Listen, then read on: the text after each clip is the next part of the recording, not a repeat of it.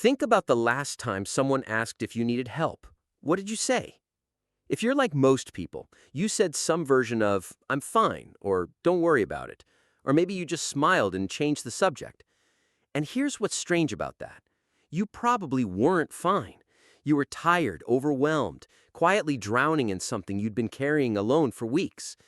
But the words, I need help, just wouldn't come out, even when you needed them the most. Not because you didn't want to say them, but because something in you wouldn't let you. You didn't choose that response. You learned it. You became strong, but invisible. And most of the time, it doesn't even feel like a decision. It happens automatically. Someone asks if you're okay, and before you even think about it, the answer is already there. I'm fine. Even when you're not.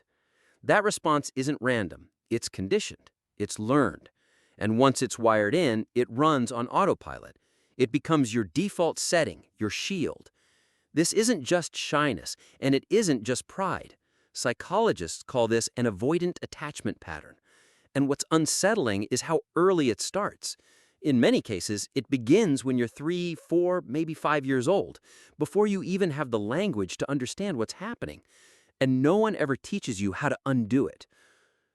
Today, we're looking at the hidden psychology behind people who never ask for help, why they are this way, where it comes from, and what it actually costs them.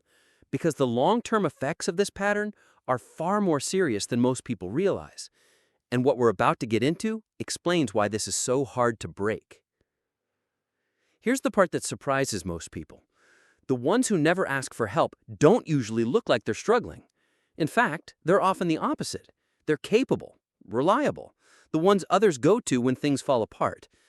Research in the Journal of Personality and Social Psychology has consistently found that people who avoid seeking help tend to score higher in competence, responsibility, and problem-solving ability.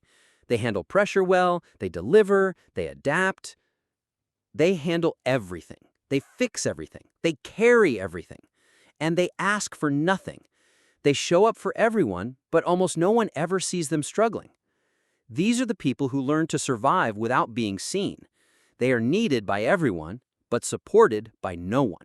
So why can't they ask for what they need? This is where it really starts.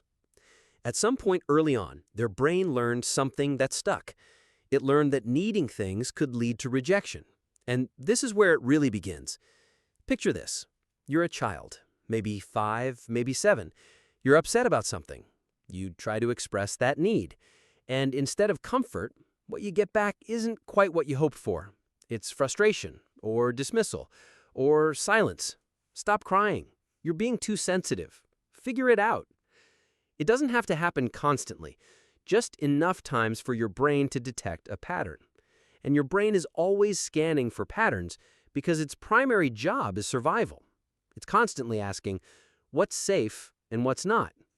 At some point, it makes a calculation. Needing people isn't safe. So it adapts. It stops asking. It stops showing.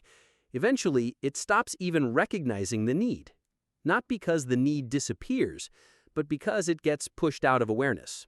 You didn't stop needing. You just stopped allowing it. Developmental psychologists call this an avoidant attachment pattern.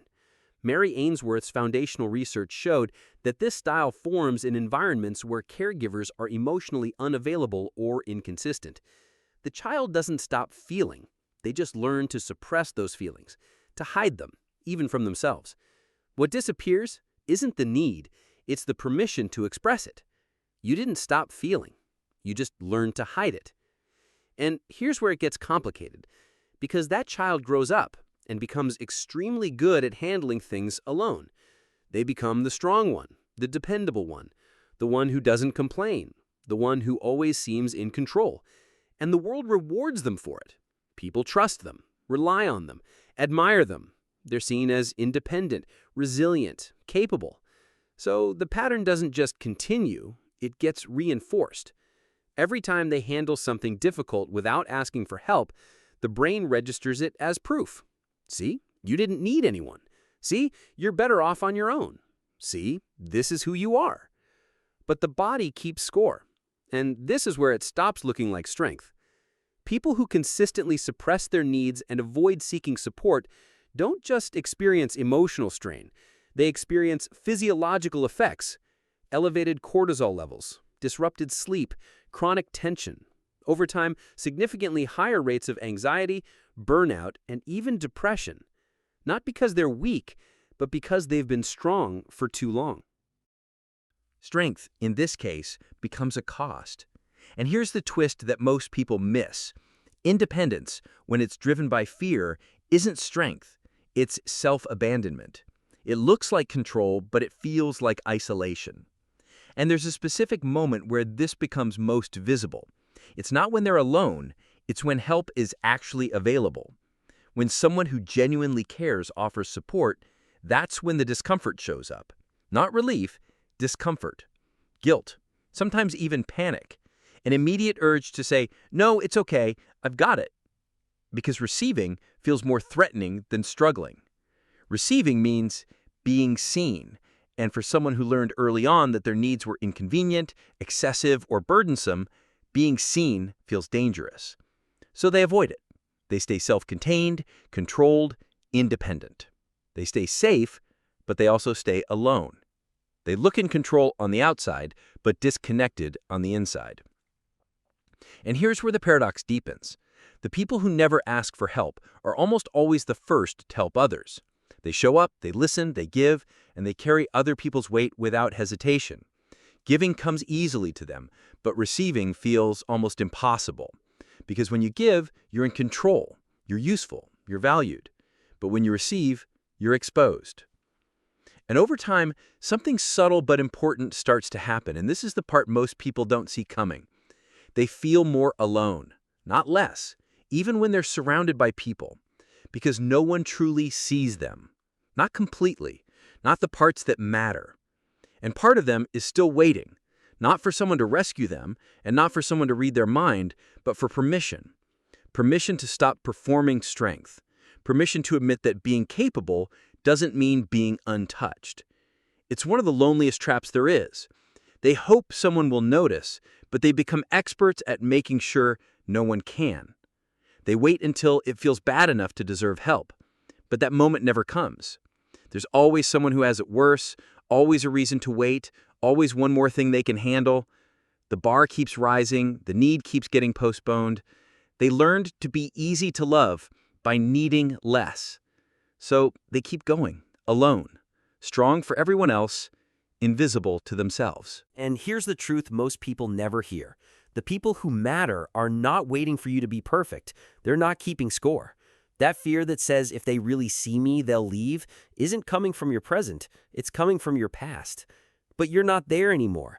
The people in front of you now are not the same people who failed you before. And if your nervous system doesn't learn that difference, it will keep protecting you from connection, like it's something dangerous. And this is where the shift begins. Asking for help is not weakness. Psychologically, it's one of the most advanced things a human being can do. It requires awareness, trust, and the willingness to be seen. And research consistently shows that people who can ask for help when they need it have stronger relationships, better emotional regulation, and even longer life expectancy. You were never meant to carry all of this alone. And you don't have to change everything overnight. But maybe, just once, you let someone in, even a little. Because the strongest thing you can do is stop being the person who never needs anyone. And if this felt personal, the next pattern is even harder to spot. People who feel everything too deeply.